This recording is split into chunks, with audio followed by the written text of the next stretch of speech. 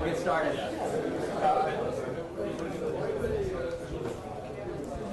Turns out that the most difficult technological problem in the Robotics Institute is to find a laser pointer in time for the RI seminar.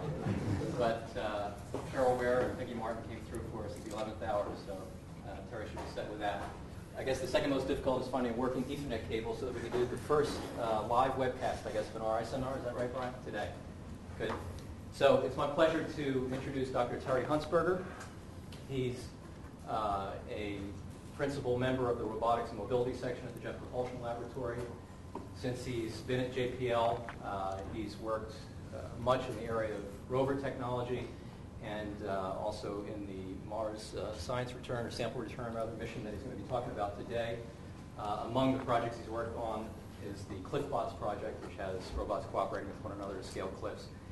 And he has been in the past a professor at the University of South Carolina, continues to have an adjunct appointment there, and has his PhD in physics from that institution. So it's our pleasure to have you here, Terry. Thanks. Can everyone hear me in the back? Okay. I'd like to thank John for inviting me. I haven't been back here for, I think, 7 years now, and everything looks totally different. What I'd like to do is kind of take a look back. And you can make everyone fall asleep now.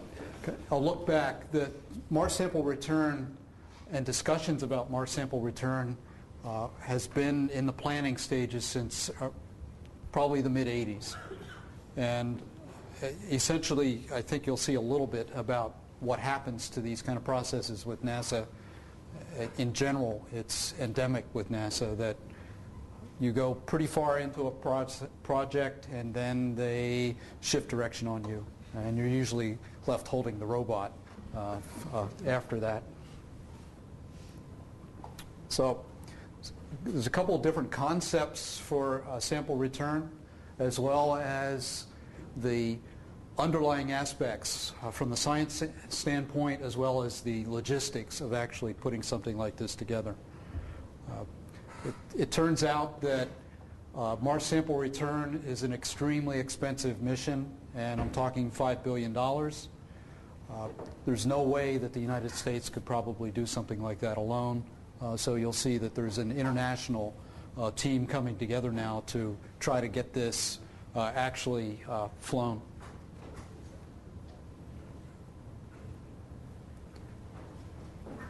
So this was a astrobiology strategy report that just came out last year.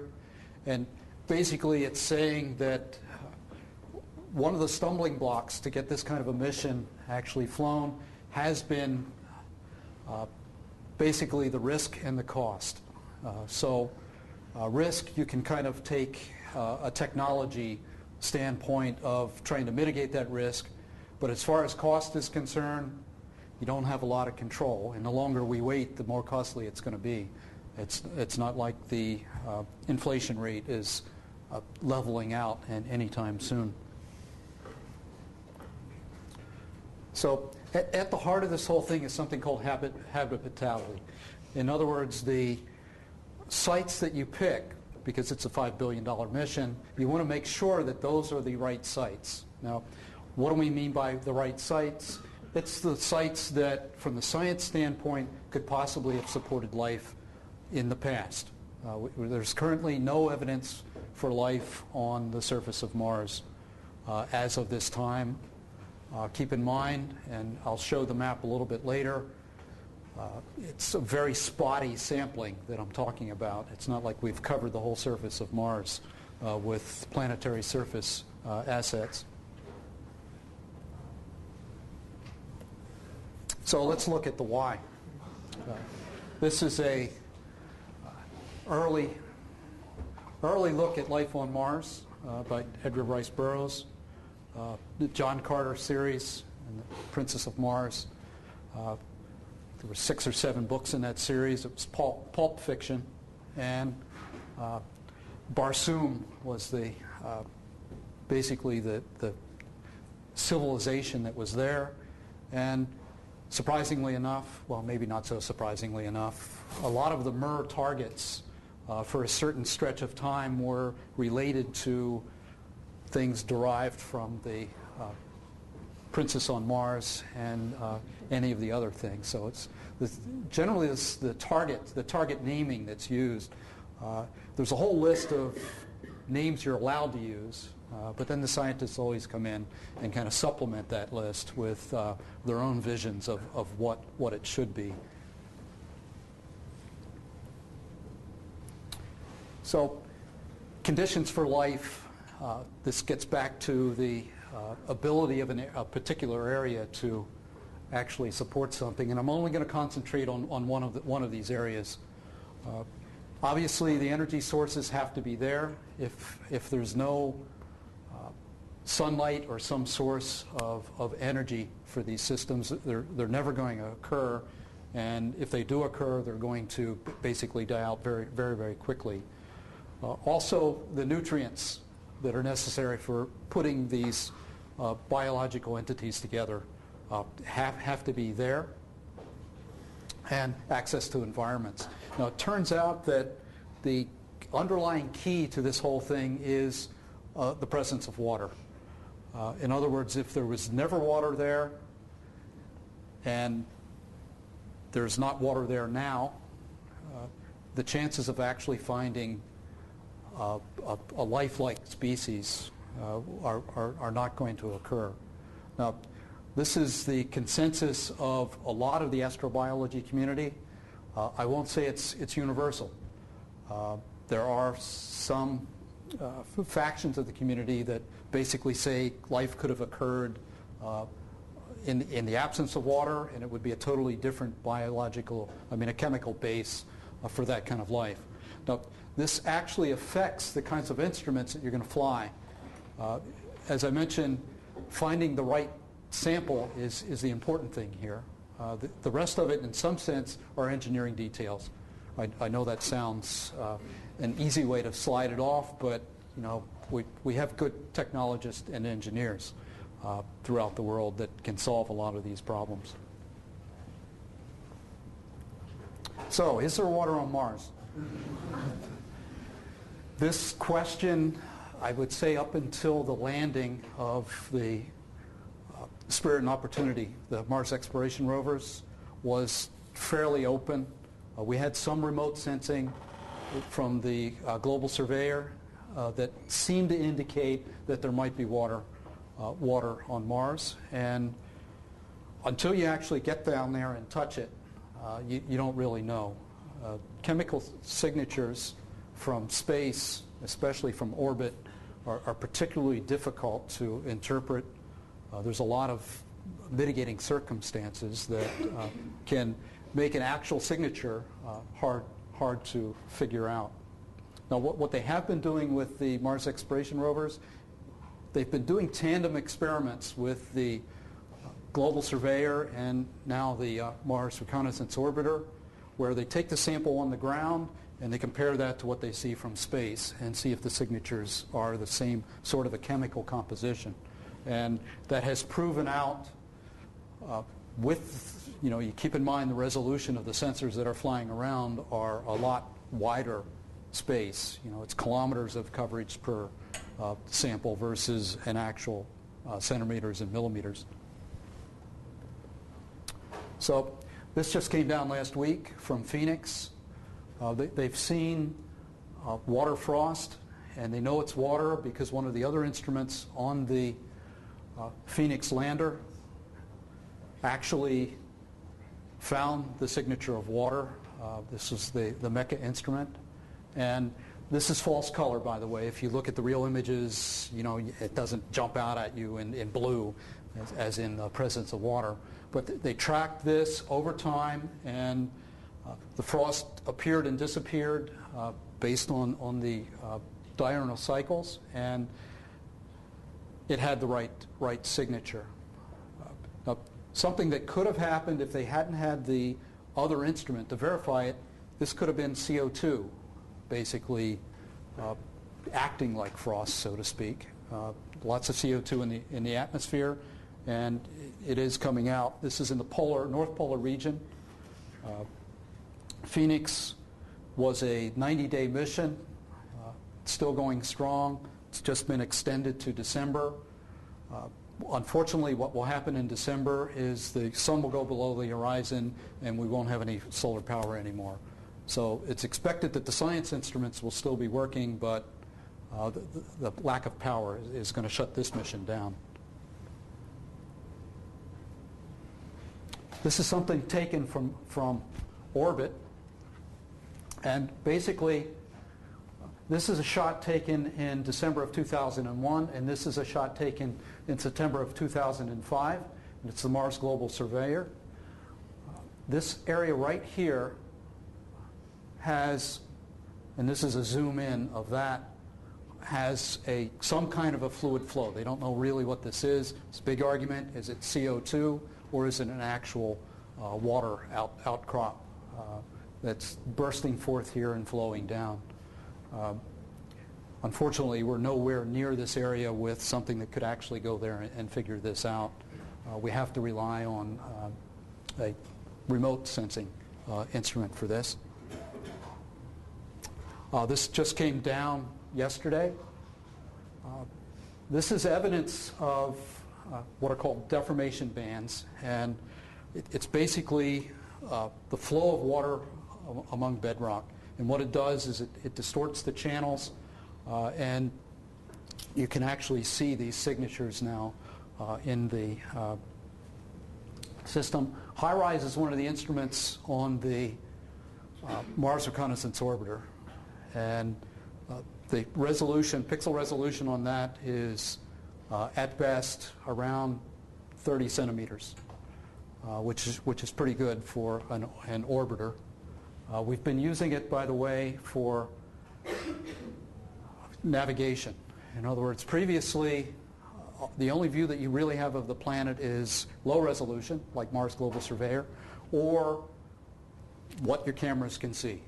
And we had to navigate across basically sand dunes where we didn't really have a good feel for what we were going to encounter the next day. And it took us basically 3 years to go a certain, maybe 10 kilometers, because we kept getting stuck in the sand dunes every time we thought we were there. That was to get to a place called Victoria Crater, and that's the Opportunity rover. We just got out of the crater. We were starting to get stuck again, and now we don't want to be stuck on the side of a crater wall. So we're out of the crater now, and we're on our way to another crater that's 11 kilometers away. So theoretically, that should take another 3 to 4 years to get there. But it turns out that some of the technology developed here at CMU is going to help us get there in 2 years. It's the D-STAR algorithm, which went through a technology infusion process and was tested on the rover, then on Mars, and is now routinely used for these types of operations. D-STAR, if you're not familiar with it, is a global, longer range navigation algorithm than just relying on what your stereo hazard cameras can see. Stereo hazard cameras good maybe to 5 meters if you're lucky. Even the mast cameras on these rovers are good to 100 meters if you're lucky. But I now have a 30 centimeter grid from space of the path that I'm going to follow. I can really map that out and then day by day kind of tweak the path. By the way, these rovers, in January it will be 5 years. It was a 90-day mission. Part of it's engineering, part of it is also the autonomy that was put on board that helps safeguard these rovers for navigation. Once again, that was a piece of code and algorithm that was developed here at CMU. It was originally called Morphin here. It's called Gestalt on the Mars exploration rovers. So slowly but surely, autonomy is coming into these space missions, and that's why they're lasting longer and longer. The surface of Mars is a pretty harsh environment. So the types of plans that have been put forth over the last 20 years for this are all based on something called the Mars Ascent Vehicle. It's basically a solid fuel rocket that's sitting on something. So you basically have to package this whole thing, launch it to Mars, get it to the surface, and you have this solid fuel rocket that's sitting on your rover or sitting on your lander. It's something we've never tried to do before. So that's one of the technology areas that will have to be addressed with this. So I can send a lander, and basically you do a Phoenix-like mission. Phoenix basically has a big arm, goes out, digs, and collects things. Put that in the rocket, fire the rocket up. And that then goes through a series of things to get it back to Earth.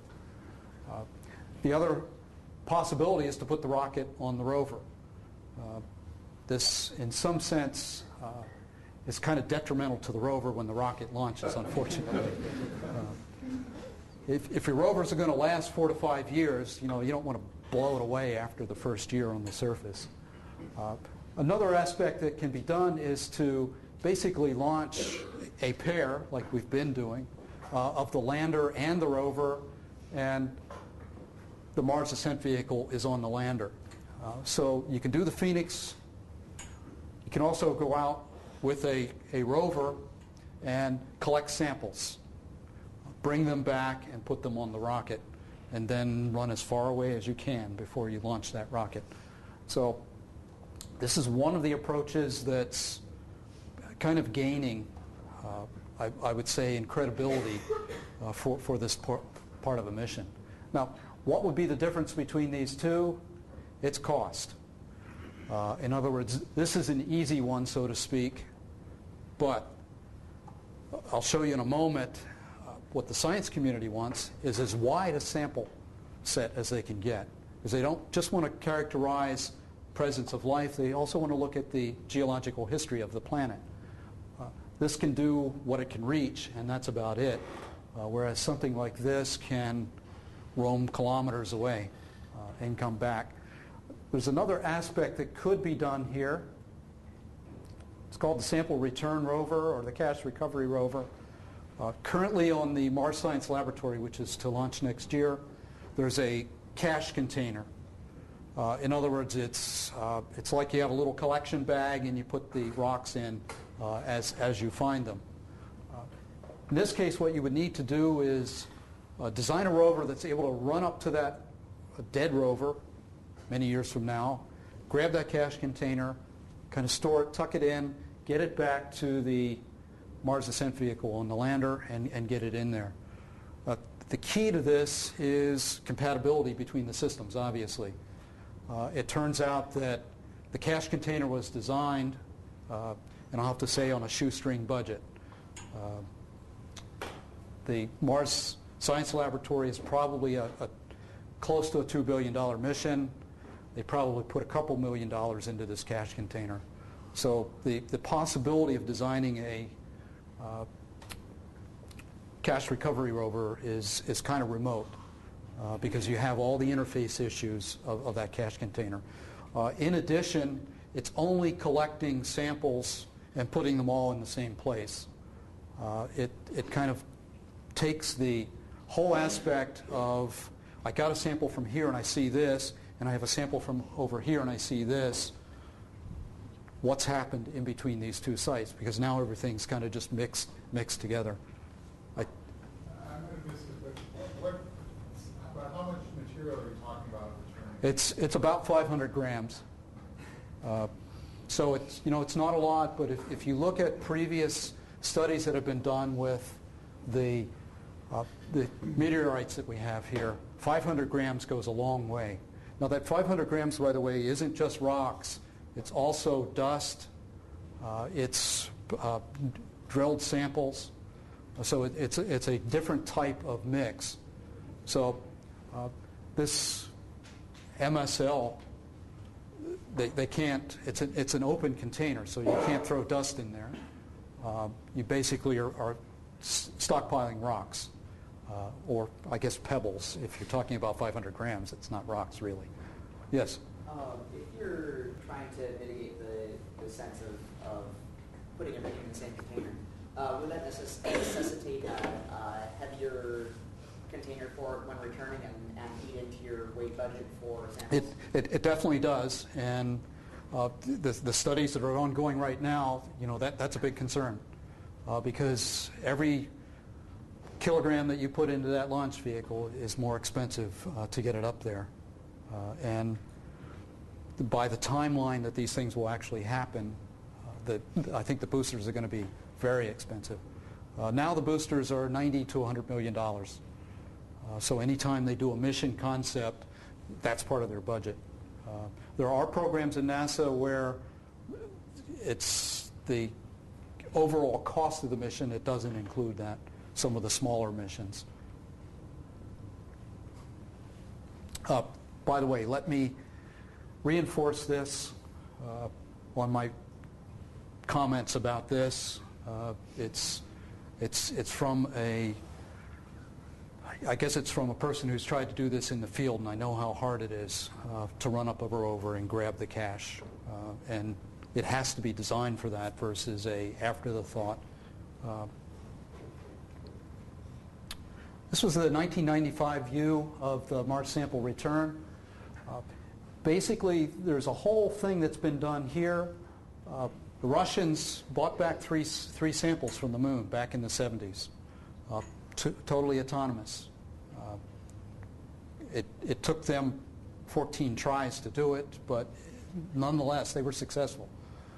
So it is possible to bring things back. We also have, this is a kind of a controversial meteorite that was found in Antarctica. It's Allen Hills 8411.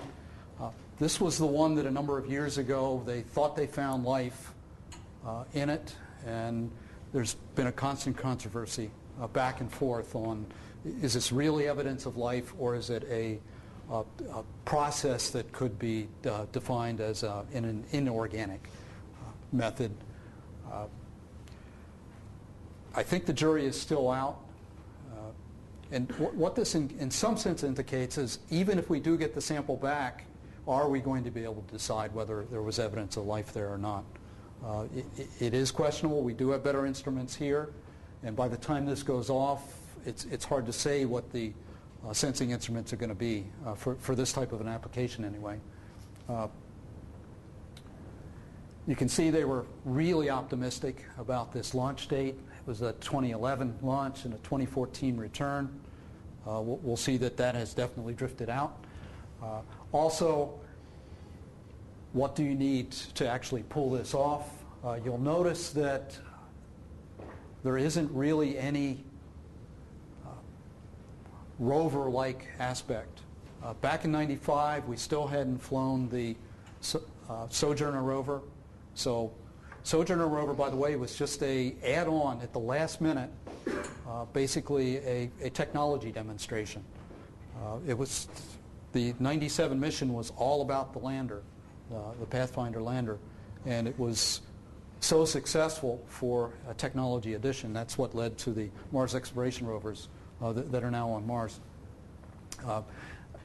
Landing site selection, that's a big process. I'll show you some of the output of that.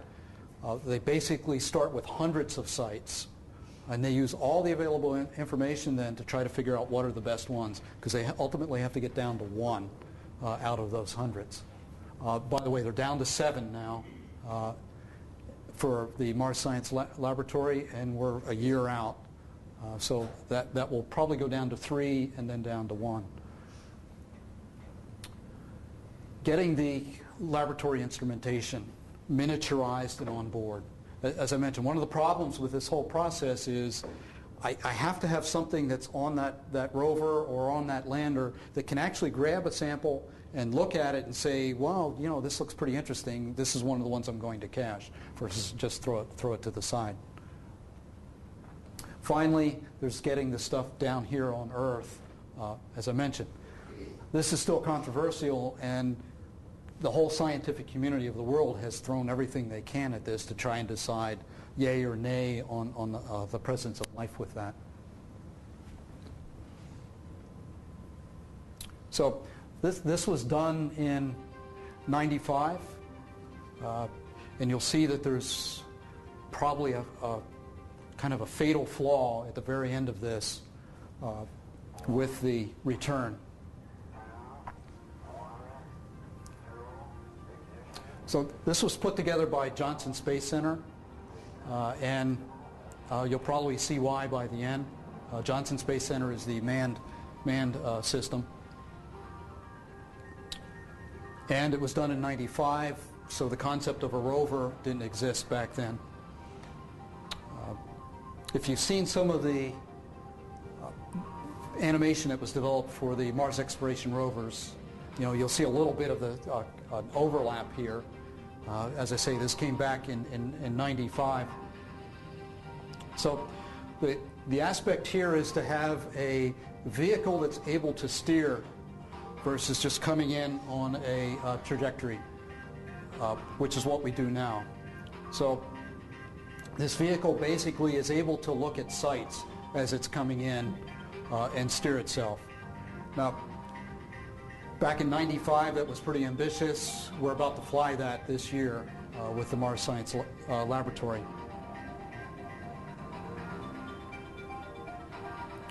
So I did see aspects of this kind of an approach, but what I would consider to be one better. Basically, once this thing sets down here, that's it.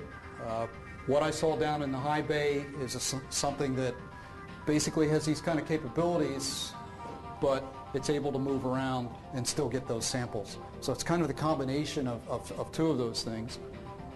And I know it's slated for lunar right now, but I see it as just as applicable for a Mars. So this is about the same scenario that Phoenix is doing right now, where it's basically digging, stuck it into the rocket comes back. Now, what they've done here is everything is a single launch. It turns out that the mass constraints on a single launch would probably preclude doing this kind of a mission now. So the sample is contained in here.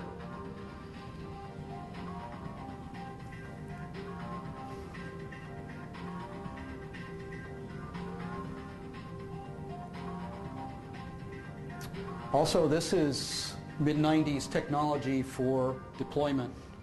Let me say NASA has had trouble with these circular deploying things where they get stuck halfway and you can't send the repairman up there to kind of nudge it, like on the space station where the guy comes out with a hammer and gets the thing deployed. So this is one of the scenarios now for getting this thing back to Earth. There's something called forward contamination and backward contamination for these kind of missions. Forward contamination, we're looking for life, we don't want to bring it there and find it. That's a little too easy. Backward contamination is we did find something but we don't know it and we're bringing it back to Earth. It's hard to know whether that's going to happen or not, but it has to go into quarantine. So there's quarantine facilities.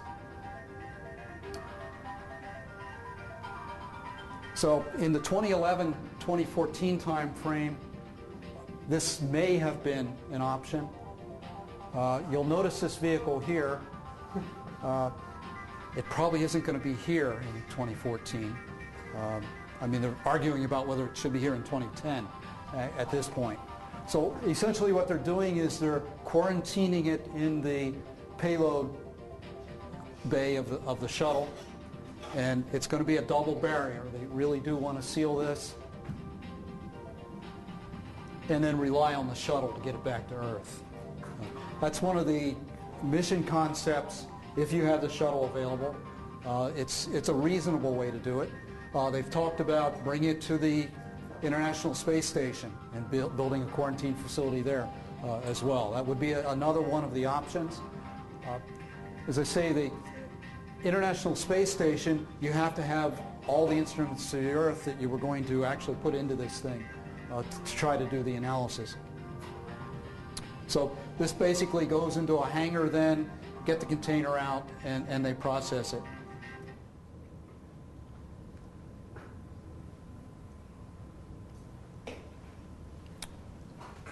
This is something that just happened this summer. Basically, the cost of the mission was going up. It was originally $2 billion. Mars Science Laboratory is $2 billion, so you're not going to do something this sophisticated for that. It went up to $3.5 billion, and now it's probably at $5 billion. So the scientific community got together, along with representatives from NASA and the European Space Agency, and tried to find a compromise plan. There's a lot of different missions that are planned between now and then, and if you can play off the technologies that are being developed there, you might be able to pull this off for the $5 billion. If it goes beyond 5, it's going to be chancy. So this is the current concept as of June. I did just check it. Things are changing weekly, unfortunately. It's a dual launch, and it's the rover lander sort of an approach. First launch is the lander, so it's got the lander as well as a rover on board, so it gets to Mars. The second one then is a orbiter. So that mission that I showed you first, the concept where everything was in one, so to speak, one size fits all. This is now a two-way. So this guy lands first, does what he needs to do, rocket launches, comes up, and basically rendezvous with that orbiter that's been sitting there, and then basically returns to Earth. And there's something called an Earth entry vehicle. This has been tried twice. First one was Genesis. Unfortunately, they put the gravitometer in backwards. The vendor did. And it did a nice impact crater, I'll have to say that. They were able to get some science from it because basically the containment, sample containment, was sturdy enough that it didn't just splatter all over the desert. The second one was Stardust. It came down okay. The parachutes didn't open on Genesis. That was the major problem, and it just wasn't aware the parachutes were supposed to open at that time. So this is a prototype Earth entry vehicle design that's going on at Langley. It's currently being tested. They have done drop tests in the desert now, and it's basically something about the size of a grapefruit, and those 500 grams of sample are stuffed into that grapefruit and padded enough that when you slam in, it doesn't break basically that shell that's around the sample. This will have a parachute assist, but it's not relying on the parachute to stop it. They estimate this is probably going to hit with maybe 100 Gs of impact. This thing's rated to 130. As to whether that's enough or not, it's what kind of engineering margin do you want to have on this, being that it's a $5 billion mission and you're relying on this for everything. As I say, it's looking very good that this has the potential to work if the engineering oversight is there the whole way. Putting a gravitometer in backwards is probably not an option on something that's this expensive a mission. Terry, why is it not going to hit with 1G? Hit with 1G? Because the parachutes are not slowing it down to the 1G. I mean, it's coming in extremely fast into the atmosphere, so it's not slowing down to 1G. Why not do a Mars-type landing on Earth? You mean with the airbags? Yeah. I think the feeling is that would definitely cushion the samples. The problem is if it doesn't work. It's probably worse than the slamming into the desert. The 130 Gs is the upper limit. Theoretically, your parachutes are going to slow you down a lot more than that. Also, once this thing hits, think of the, I don't know if you've ever seen the path that the murder rovers followed with the airbags. I mean, they bounced and bounced and bounced and bounced. This is landing somewhere in the desert probably, and you'd have to pick a pretty desolate area to make sure that that isn't bouncing into an area that's possibly has people in it. Another analysis that came out earlier this year, the Mars Exploration Program Analysis Group has been basically in business since the mid-90s, MEPAG. They have a website, mepag.jpl.nasa.gov, that you can go to and see their reports. What they've actually put together now is a next decade science analysis group. And what they were trying to do is specifically look at Mars sample return issues. And this is where the don't mix the samples comes from. In other words, if you're trying to cover a wide variety of sites and you throw everything in the same bag and shake it up and then slam it into the ground, you're probably not going to see much of pristine samples, so to speak. Mobility has come back in. Originally, if you look back into the first parts of maybe 2000, 2001, we don't need a rover. The lander's going to do it all for us. Well, that's okay, but then it kind of defeats the purpose of trying to look at wide variety. Now, what do I mean by a wide variety? These are taken from the Spirit and Opportunity rovers. There's a lot of different types of habitat on Mars, different types of rocks and different history in the system. This is Endurance Crater. It was one of the first craters that Opportunity got to. And essentially what they did was they walked down the side of the hill, and these represent sampling with something called the the rock abrasion tool, or RAT, where it basically takes off the sample and then you grind down and get the basically the chemical composition of something that's below. If you've ever been out into the desert, you'll see a lot of what's called weathering on the rocks. You have to get through that, or you're not really going to see what's in those rocks. This is at the top of the cliff, and you can see what's happened here.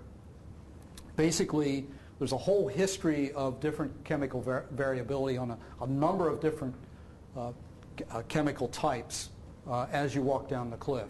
So if I took a sample up here, yeah, I'd have a picture of what happened, but I wouldn't really know anything like this.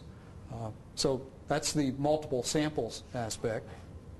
Also, if I throw all those samples into the same place, how do I know which ones are which? You know, what am I tracking in the stratigraphy? Lots of volcanic activity, and that's your igneous rocks on Mars. And these are possibly one of the reasons why one of the key aspects of finding life or evidence of life is not seen. The fingerprint of life is something called a carbonate, and it's readily apparent here on Earth. We haven't found it on Mars. And the question is why? In other words, when water interacts with carbon dioxide, and we know there's water, or there was water there, lots of carbon dioxide in the atmosphere, you know, why aren't the carbonates forming? One of the reasons is a lot of sulfur was pumped into the atmosphere, and it turns out that precipitates out the carbonates. You don't see them anymore. It kind of overrides the whole thing. So this is another aspect for what's called context. In other words, if I grab a sample, I kind of want to know what's around it as well to basically either date that or figure out was there a water flow pattern that's leading to that kind of a sample.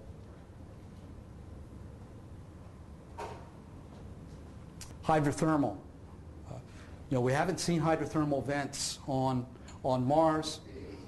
What we have seen is this. This is just about pure silica. which is a key component of the interaction of water and heat. That's the only time that this is going to happen. We see it outside the hydrothermal vents on Earth. We see it maybe 5 to 10% in composition. These were at the level of 90%. We don't even get that pure of a thing unless we take it into a foundry here on Earth. This, by the way, is a fortuitous accident. Our target was actually this rock, and we were using Spirit. Spirit is the rover whose wheel is dead now. It's a boon to the geologists because it's digging everything up, and they can see what's below the surface. It also will crush rocks as it drives over them.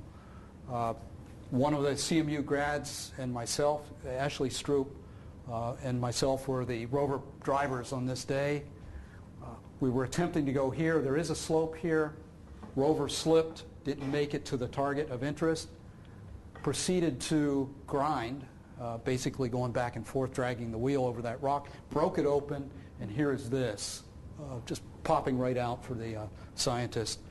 That's why it's called innocent bystander. It really was an innocent bystander to the original breaking open of the rock.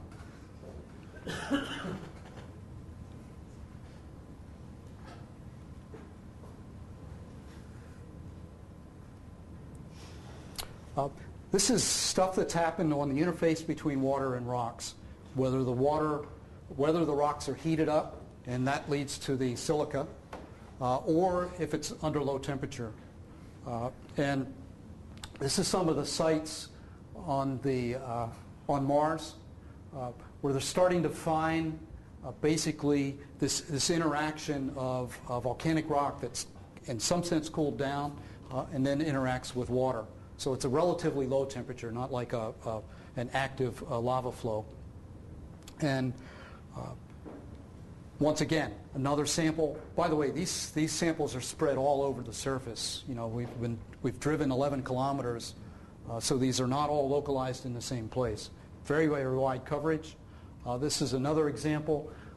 This is what you see with the rock abrasion tool, and you put the microscope down right on top of that grinding, and they start to see some aspects of the possible fluid that was trapped in that rock originally. Regolith. This is very vital to, are we going to put man on Mars? Regolith is the dust that gets into the big dust storms. If there's something in that dust that's potentially lethal, we want to find it out before we send the men there. So I suspect that a regolith sample is, and you can get a regolith sample from just drilling basically into the ground, is going to be one of the samples that they will try to find. This is another fortuitous happening. The wheel had just died. We drove into this area thinking everything was great. It turned out to be basically a bed of these sulfates, and these are another good fingerprint for the presence of water. Unfortunately, it's the consistency of talcum powder. We got stuck there for 3 months trying to get back out of that thing. As I say, the scientists were overjoyed because we were churning this whole thing up, and they could see everything. We did finally get out. We did start to see more silica. This is a site where basically Spirit still is. It's a place called Home Plate, very, very able to be seen from space. These things are popping up. Once again, this is a possible hydrothermal vent, and we've seen lots of life around hydrothermal vents. These are extrema types of environments where it's very high heat and we still see life cropping up. So when is all this going to happen? I think I mentioned to Sanjeev that I put this slide together last week and it's changed already.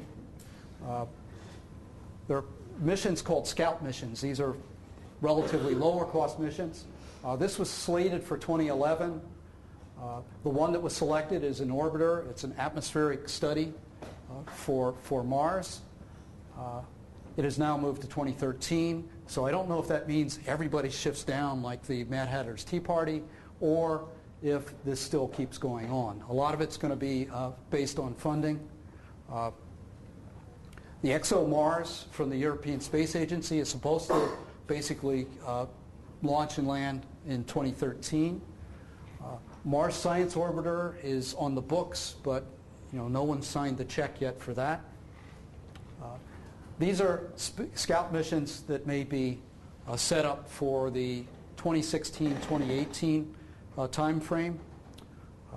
The Astrobiology Field Laboratory is one that's basically going to take and try to answer that question of, are we at the right place? So it is going to go to a given place and basically analyze what's there. Finally, 2018 to 2022 is a slated Mars sample return mission. It will take about 4 years to get all of this together. So let's take a quick look at some field work.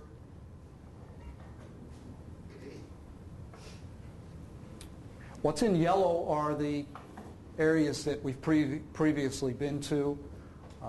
The Viking flights, there's Phoenix up by the North Pole, it's Opportunity and Spirit.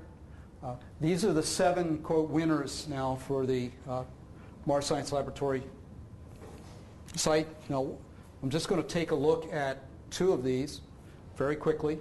And 2 instruments, CRISM and HIRISE. And once again, these are university instruments that have been flight qualified and are now in orbit around Mars.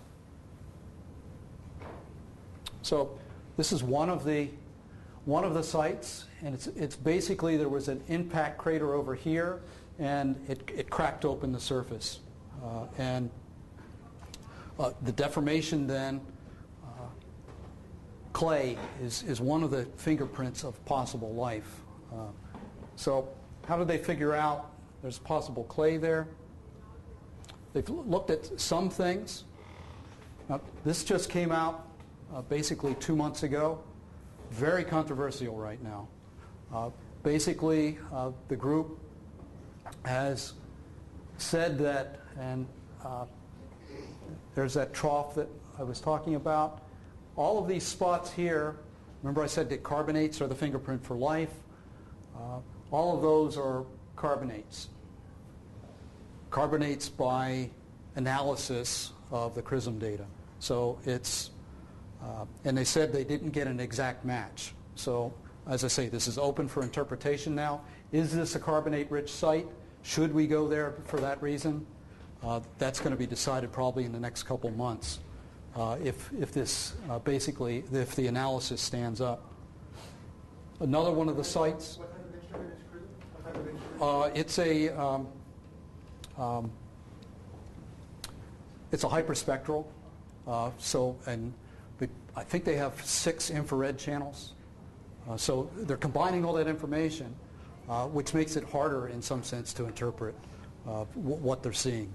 By the way, this was a magnesium carbonate. Calcium carbonate is the real good one because that's, if you leave a bone lay and look at it, you're going to see calcium carbonate. I doubt we're going to be finding bones laying around on the surface of Mars, however. This was one of the other regions. Once again, remote analysis, lots of clay. And this has been verified. This, by the way, is the website for CRISM. And they've got, it must be a couple thousand images now.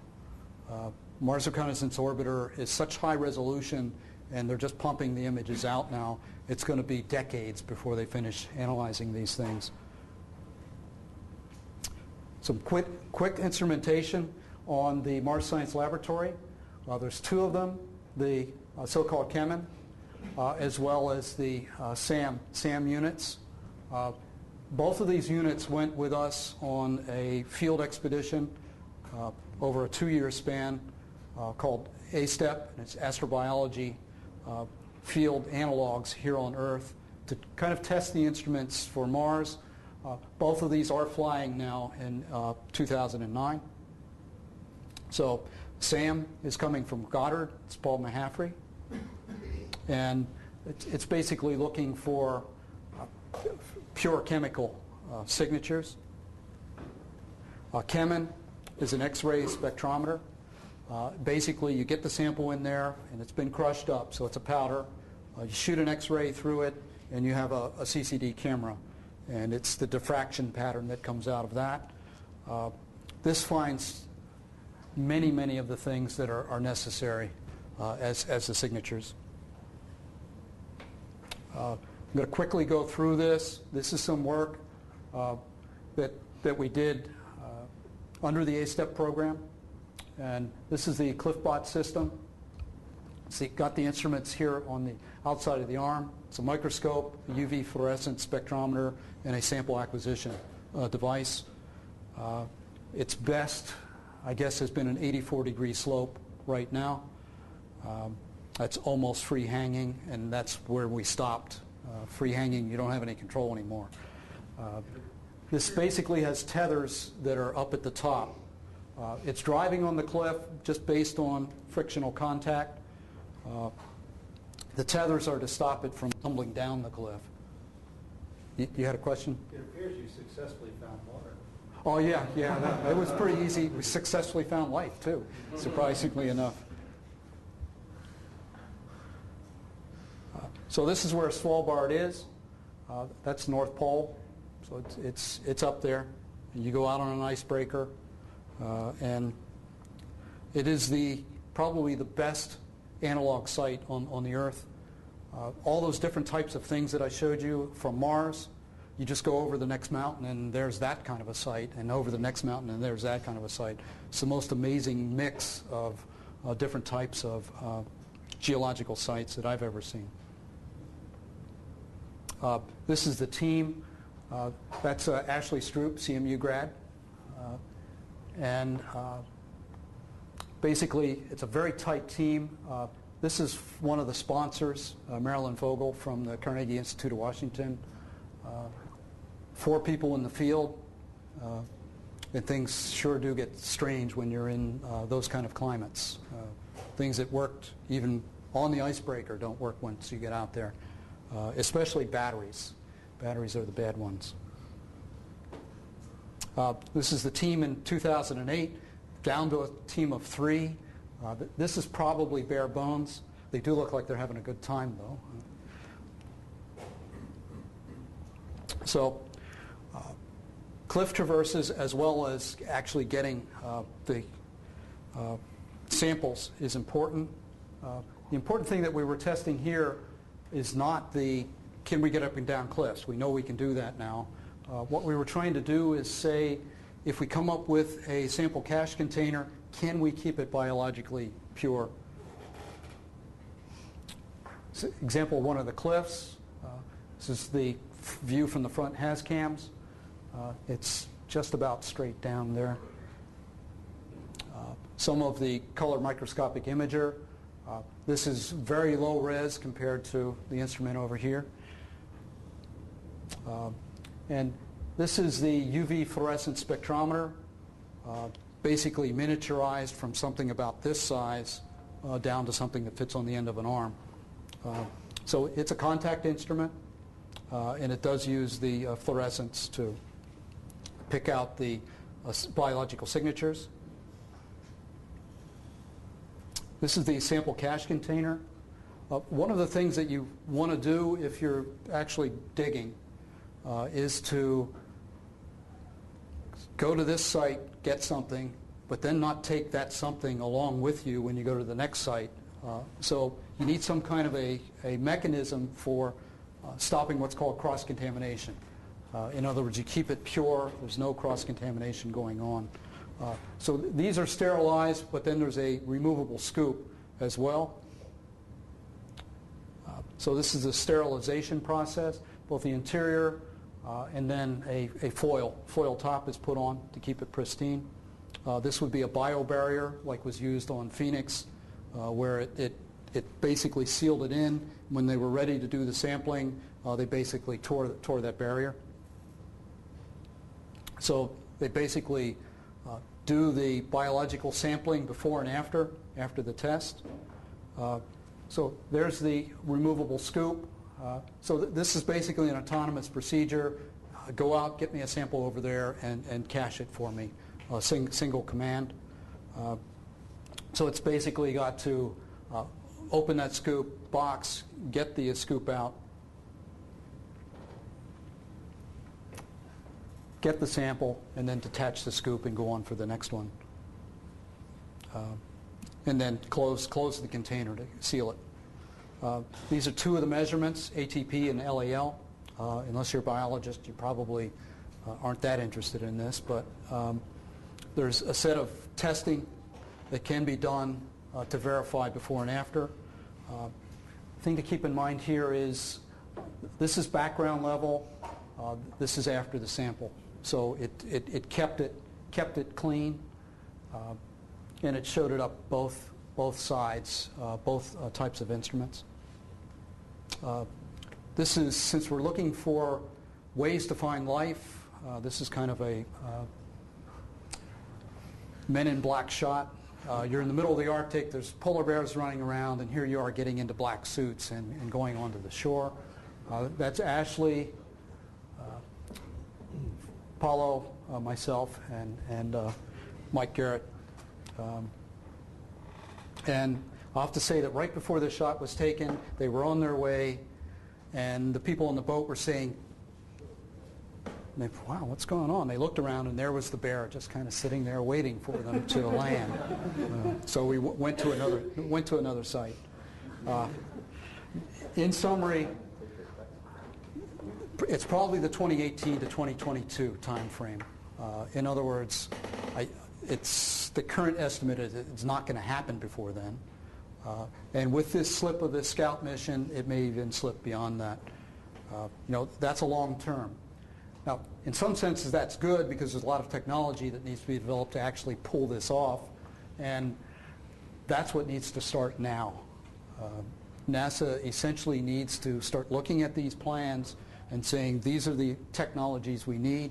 They have started to let money trickle out for some of the sample return aspects, in particular the acquisition with a core. So there are core options that are opening up for the sample return. It's a big issue because you run into cross-contamination issues with cores as well. How do you protect the sample that you just got and go on to grab the next one? I'm going to stop there. Open for any questions.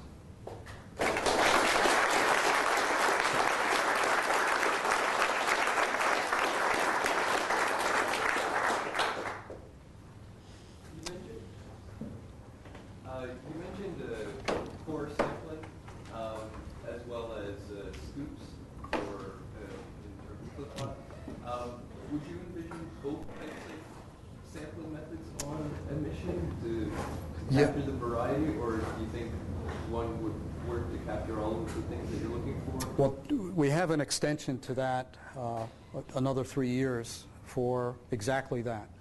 There'll be what's called a mini core on the rover. We're not going for cliffs. A mini core and a scoop. So now you're faced with the logistics and the engineering details of we know how to take a scoop and actually cache stuff and keep it biologically pure.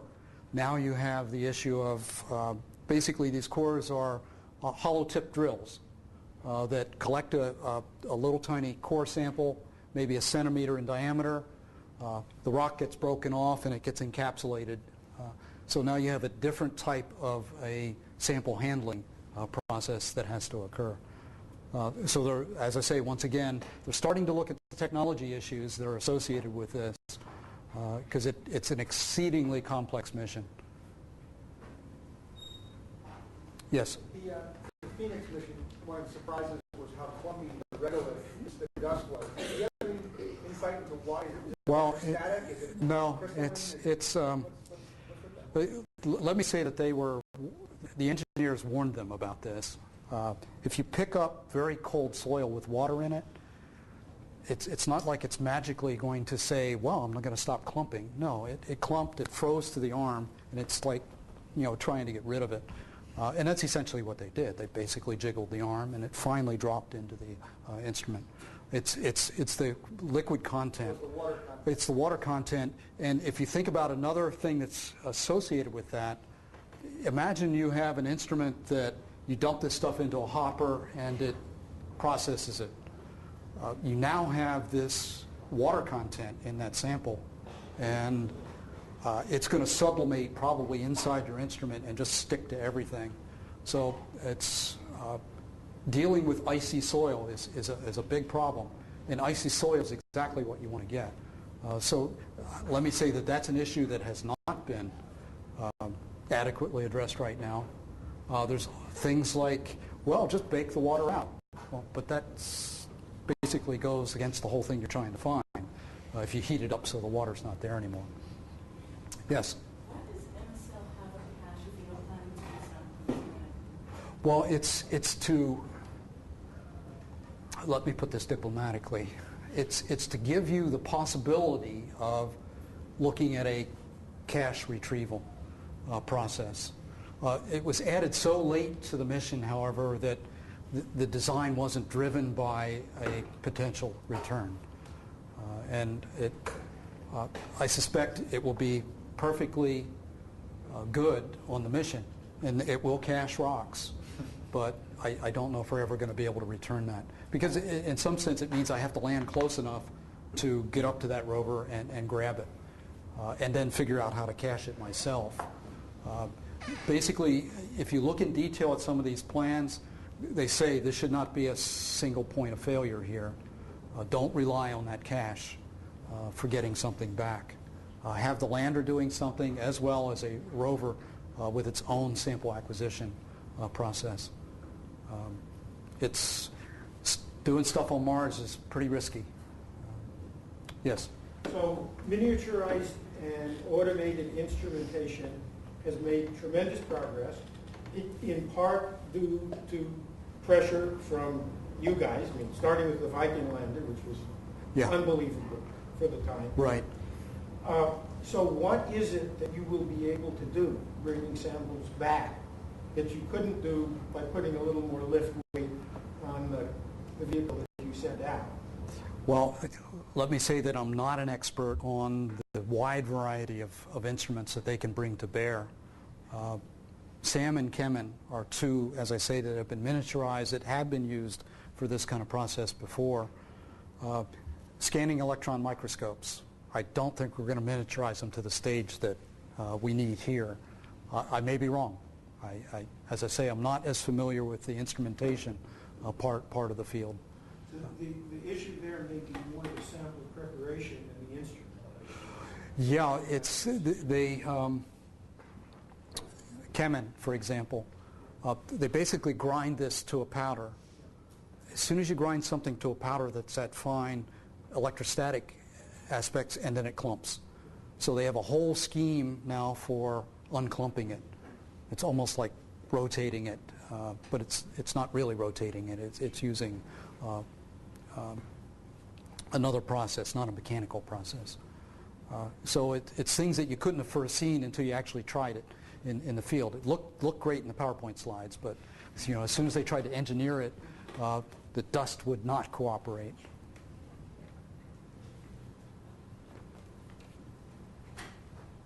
Thank you very much.